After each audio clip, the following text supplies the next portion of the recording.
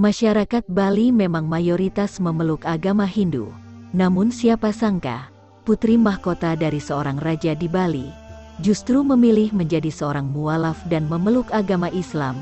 Putri mahkota itu adalah anak Raja Pemecutan Denpasar, bernama Gusti Ayu Maderai. Gusti Ayu Maderai terkenal dengan parasnya yang cantik hingga menjadi kembang kerajaan. Para pembesar kerajaan di Bali pun berlomba-lomba memikat hati sang putri.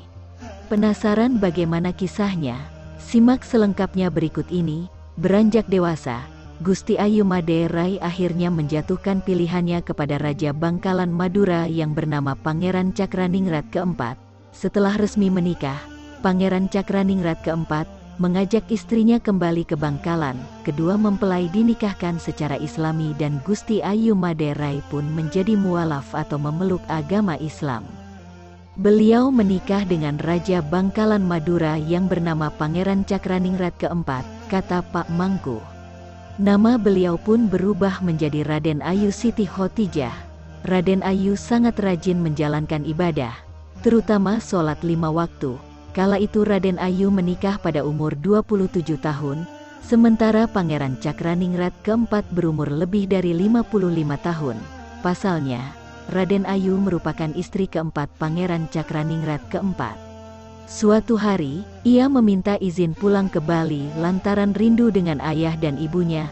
Kebetulan saat itu ada upacara agama yang diselenggarakan di Kerajaan Pemecutan. Kesempatan ini digunakan Raden Ayu untuk pulang ke kampung halaman. Mengerti perasaan sang istri, Pangeran Cakraningrat keempat akhirnya memberikan izin, doa, serta 20 orang pengawal pria dan 20 dayang-dayang perempuan. Berangkatlah mereka dari Bangkalan menuju Denpasar, Bali. Sesampainya di Istana Pemecutan, Raden Ayu tidur di istana, sementara pengawal dan dayang-dayangnya tidur di taman kerajaan. Resmi memeluk agama Islam, Raden Ayu pun menunaikan sholat maghrib di Merajan Istana, tempat suci umat Hindu. Saat itu semua warga kerajaan tidak ada yang mengetahui cara ibadah umat Islam. Mereka pun menduga Raden Ayu sedang mengeluarkan ilmu hitam. Patih kerajaan melaporkan hal itu kepada Raja Pemecutan. Raja yang juga ayahnya marah dan memerintahkan Raden Ayu dibunuh.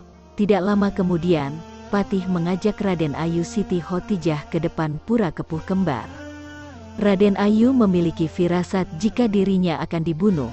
Ia pun meninggalkan pesan dan menjelaskan bahwa kala itu sedang beribadah menurut agama Islam. Selain itu, dia juga berpesan agar tidak dibunuh dengan senjata tajam karena hal itu akan sia-sia. Pakailah cucuk konde saya ini yang telah disatukan dengan daun sirih dan diikat benang tridatu, benang 3 warna yakni putih, merah, dan hitam, cerita Pak Mangku. Raden Ayu meminta patih kerajaan melemparkan cucuk kondenya ke dada sebelah kiri.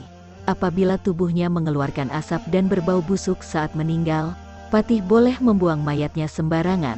Namun, jika asap dari tubuhnya beraroma harum, Raden Ayu meminta sang patih untuk membuatkan tempat suci yang disebut keramat. Benar saja, begitu cucuk konde ditancapkan, tubuh Raden Ayu Siti Khotijah mengeluarkan asap dan aroma harum yang semerbak. Seluruh lingkungan kerajaan pun mengakui aroma harum itu. Sang ayah mengaku menyesal dengan keputusannya. Jenazah Raden Ayu lantas dimakamkan dan dibuatkan tempat suci yang disebut keramat, sesuai dengan permintaan beliau sebelum dibunuh. Begitu jasad Raden Ayu Siti Khotijah dikebumikan, tumbuhlah sebatang pohon setinggi 50 cm di tengah makam beliau. Dicabuti sampai 3 kali pohon itu kerap tumbuh kembali. Kakek dan nenek saya mendengar pesan beliau agar pohon di tengah makam dipelihara dengan baik karena pohon itu tumbuh dari rambut beliau. Melalui pohon ini Allah Subhanahu wa Ta'ala akan memberi mukjizat dan rezeki pada umat yang berziarah, cerita Pak Mangku. Hingga kini pohon tersebut masih dirawat dengan baik dan terus menjulang tinggi. Orang-orang menyebutnya pohon rambut atau taru rambut. Umat Islam pun ramai berkunjung ke makam Raden Ayu Siti Khotijah.